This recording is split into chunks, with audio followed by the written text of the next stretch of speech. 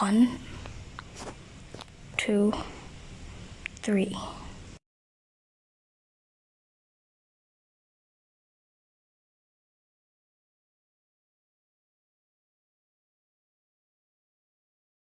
First, add the milk to the plate.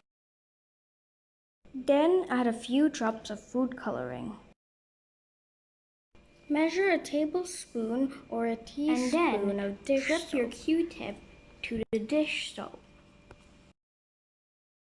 The audio collided for this one, but the dish soap Q-tip added to the milk. If you add less food coloring or more high quality food coloring, you will see more better spirals. But the reason it makes spirals is because when you zoom into the food coloring in milk, you'll find fat, and that dish soap breaks and dissolves that fat, creating the spirals.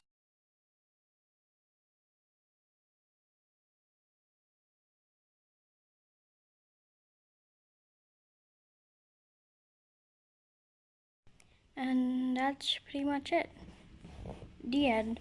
Bye-bye.